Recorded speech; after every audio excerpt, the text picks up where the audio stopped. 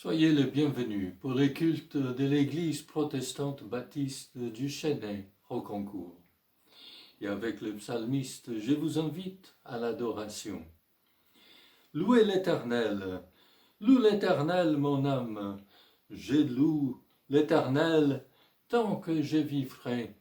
Je célébrerai mon Dieu tant que j'existerai. Il a fait les ciels et la terre, la mer et tout ce qui s'y trouve. L'Éternel règne éternellement. Louez l'Éternel. Amen.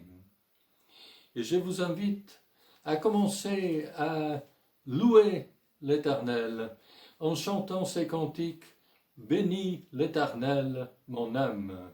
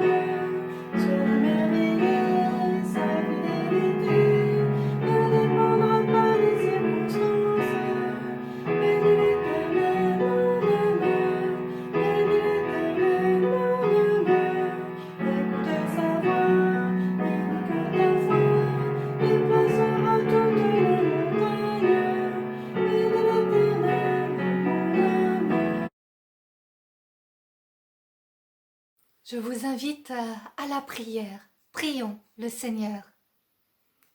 Oui Seigneur, nous bénissons ton nom.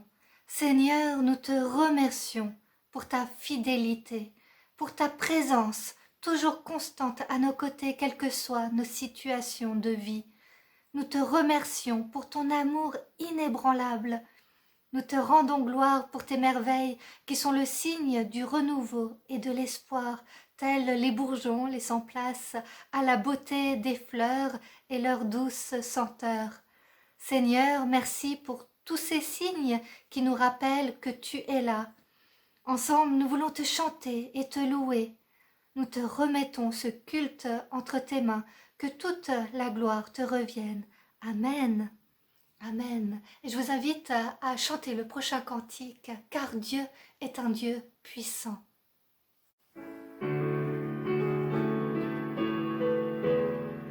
Car Dieu est un Dieu puissant et vrai, dans son salut avec sagesse, oui, Dieu est un Dieu puissant. Car Dieu est un Dieu puissant et vrai, dans son salut avec sagesse, oui, Dieu est un Dieu puissant. Car Dieu est un Dieu puissant et vrai, dans son salut avec sagesse. Oh oui, Dieu est un Dieu puissant. Oui, Dieu est un Dieu puissant. Oui, Dieu est un Dieu puissant, toujours présent au cœur de nos circonstances.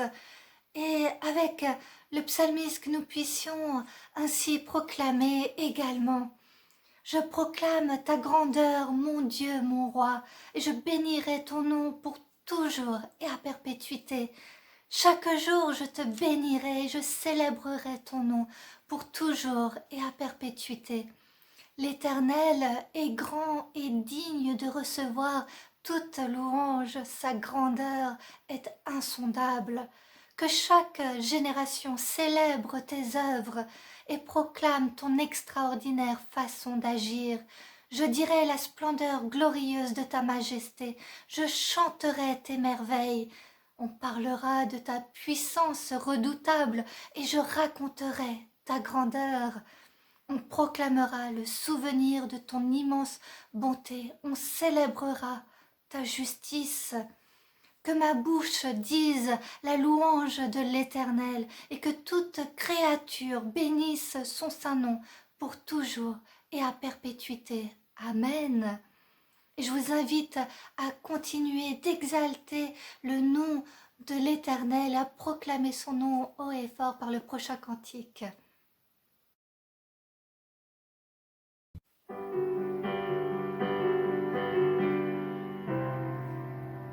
Il est exalté, le roi est au-dessus des cieux. Je l'ai loué, il est élevé à jamais exalté. Je loue son saint nom. Il est Seigneur, sa vérité régnera. Tout l'univers se réjouit dans son saint nom. Il est exalté, le roi est au-dessus des cieux. Il est exalté, le roi est au-dessus des cieux.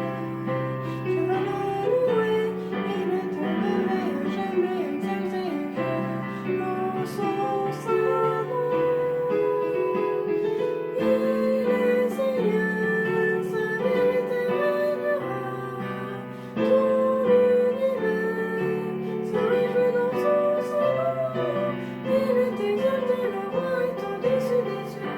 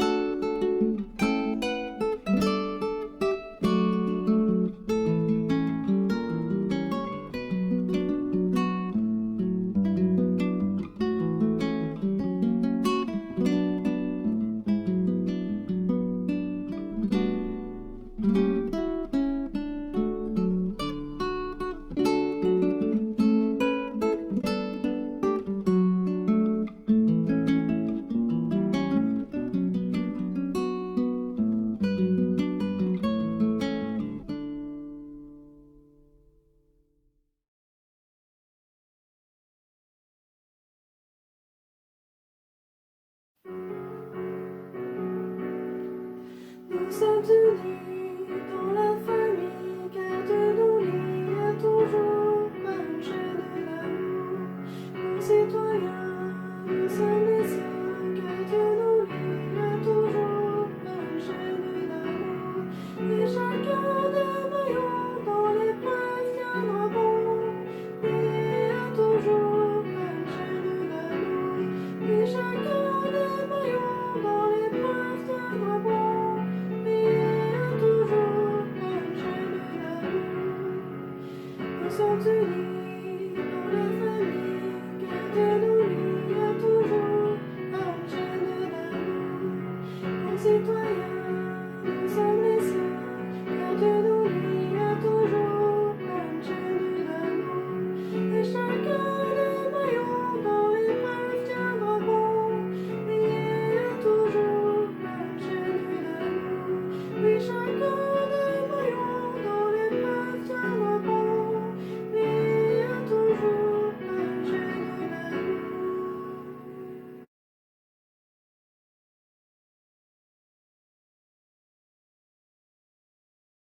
Je vous invite à lire dans Sophonie chapitre 3, versets 16 à 20.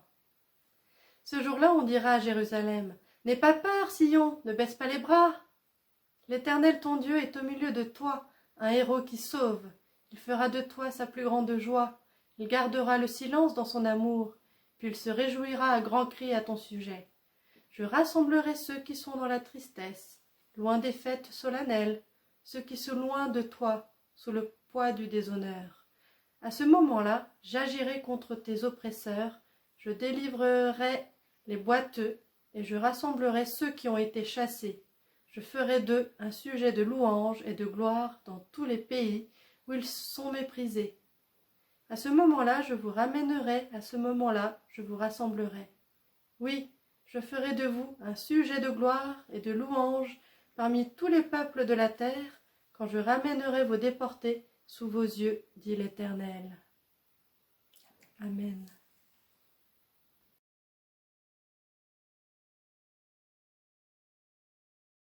Nous allons lire la parole de Dieu selon l'évangile de Jean, chapitre 20, versets 19 à 31. Au nom de Jésus.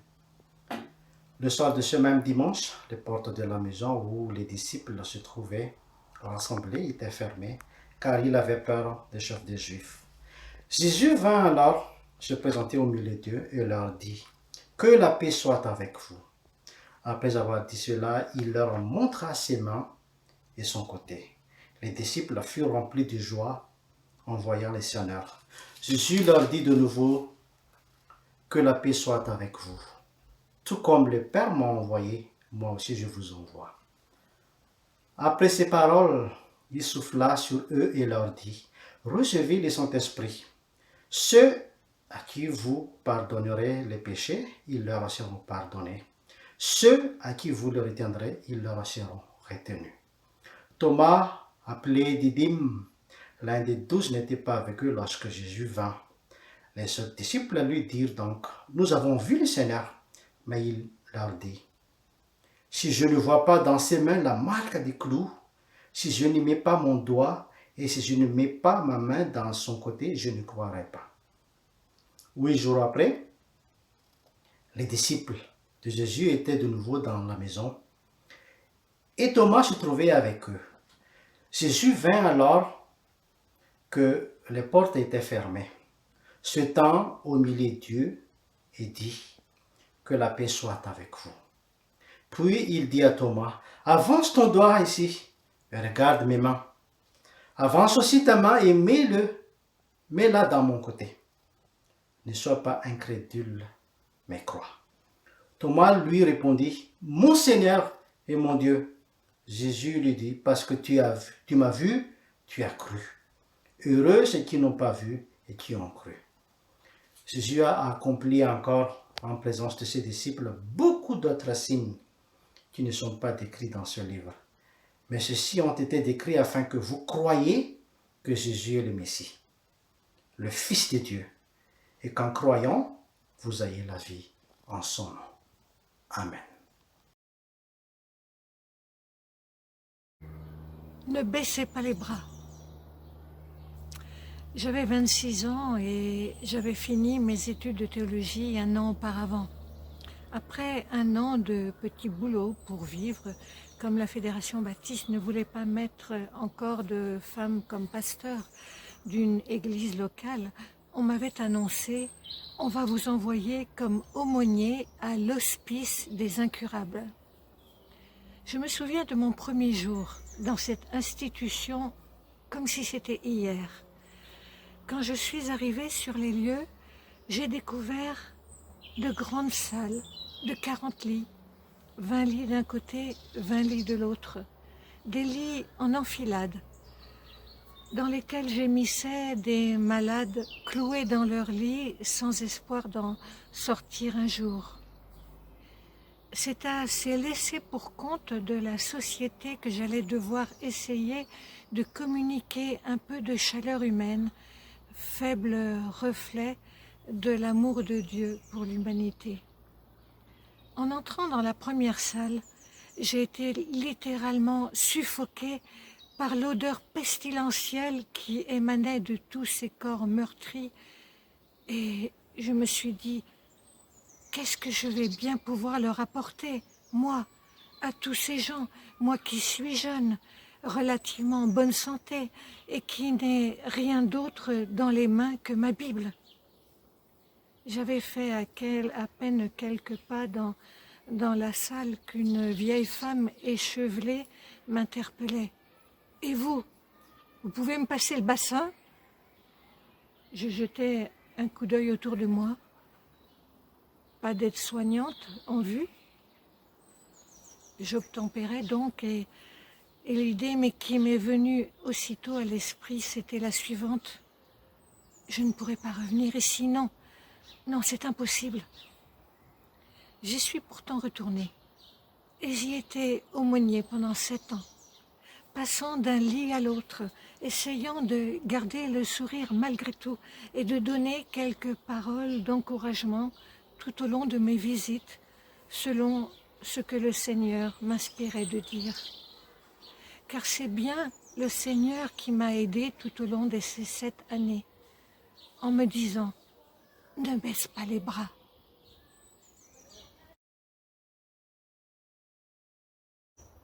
Car c'est bien ce que nous dit Sophonie au chapitre 3, verset 16. « Ne baissez pas les bras ». Des centaines d'années plus tard, après la mort ignominieuse de leur maître sur une croix, les disciples de Jésus s'enfermeront dans un lieu sûr par peur de subir le même sort que lui. Ils ont perdu courage, ils ont baissé les bras. Ils ne savent plus où ils en sont et ils se demandent comment ils vont bien pouvoir continuer à vivre sans lui. Ils ont tout misé sur Jésus et tout abandonné pour lui. Ils ont tout perdu. Quel déshonneur! Et puis, l'avenir est bouché. À quoi bon continuer à se battre? En ces temps de pandémie, beaucoup d'hommes et de femmes sont prêts à baisser les bras. Ils ont fait des projets sur lesquels ils ont tout misé. Et les voilà que tout s'écroule autour d'eux. Ils sont en rupture de fond, en rupture de force, en rupture d'espérance. Ou c'est tout simplement que leur vie quotidienne est bouleversée. Plus de repères, plus de rythme, plus de relations professionnelles en présentiel, plus de contacts amicaux ou familiaux. Des relations de couple qui se dégradent de jour en jour peut-être, ou la gêne de se retrouver, comme tant d'autres, au chômage partiel. Peut-être que vous vous trouvez dans une de ces situations-là, vous qui vous êtes connectés à ce culte. Peut-être que vous n'avez plus la force ni le désir de vous battre. Et puis le temps passant, vous avez envie de vous laisser aller et de vous dire « À quoi bon tout ça ?» Alors, en plus du confinement extérieur, peut-être que vous vous êtes replié sur vous-même, réflexe fréquent quand tout s'écroule autour de soi. Mais la Bible le répète, et ce texte de Sophonie d'une manière plus claire encore, même s'il garde le silence pendant un temps, comme le dit le verset 17, Dieu se soucie de nous et de ce qui nous arrive. Et il fait de tous ceux qui croient en lui sa plus grande joie, et donc aussi de nous.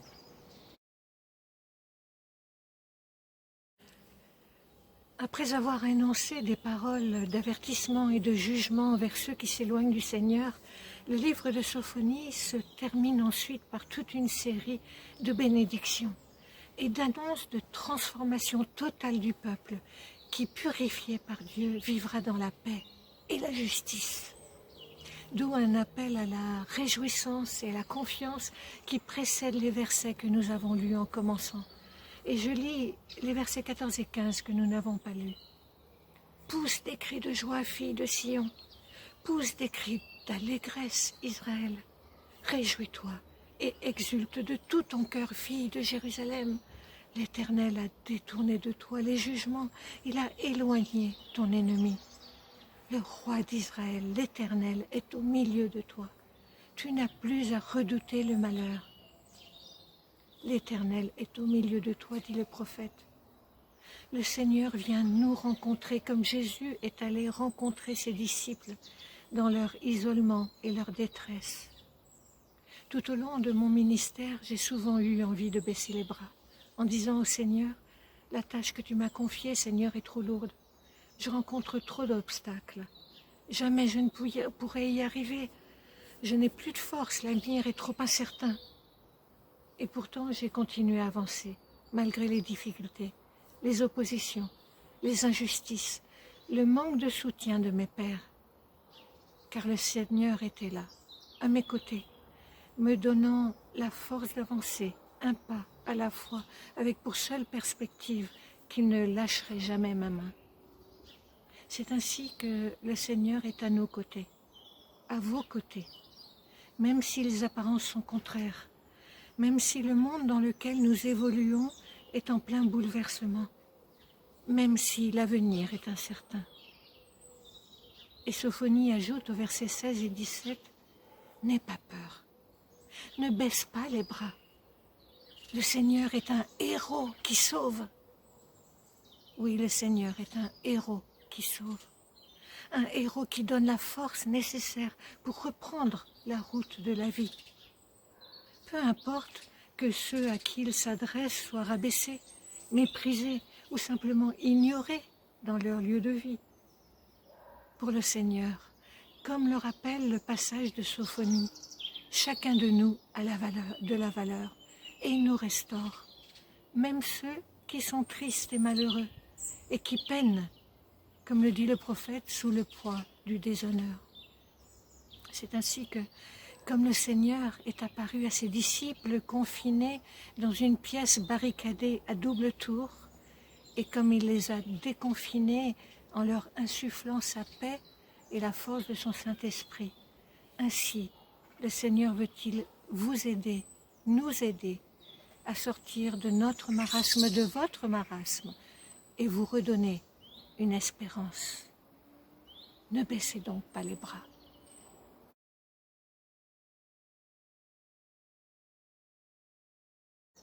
À son peuple dispersé, le prophète Sophonie, dont le nom veut dire Dieu a protégé d'ailleurs, annonce que le Seigneur va les rassembler en une communauté de foi vivante. La communion de votre église locale vous manque, cette communion fraternelle. C'est normal, mais gardons le contact les uns avec les autres, prions les uns pour les autres en attendant de nous retrouver en présentiel.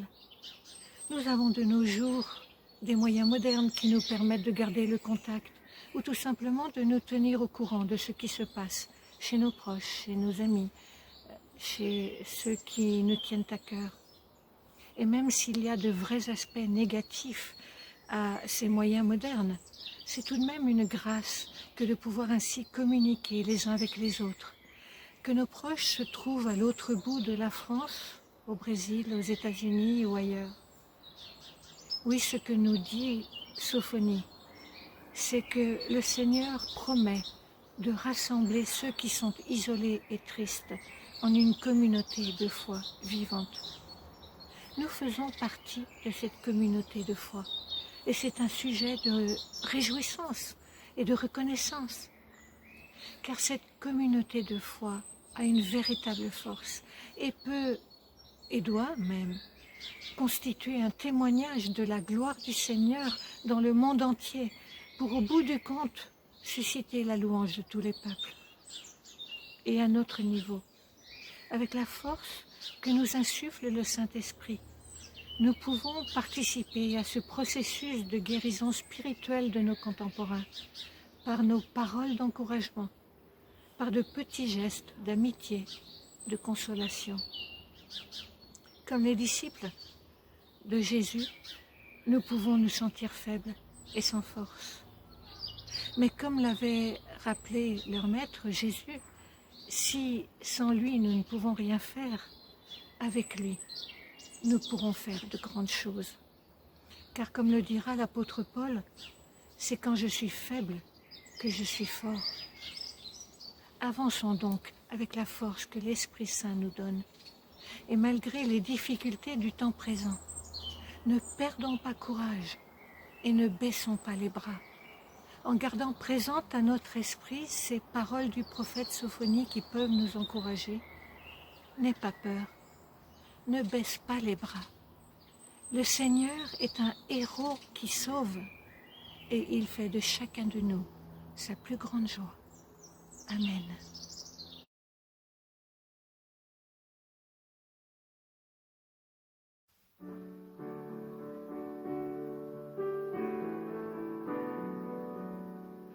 Jésus est au milieu de nous, son regard s'abaisse sur nous, sa douce voix l'entendez-vous.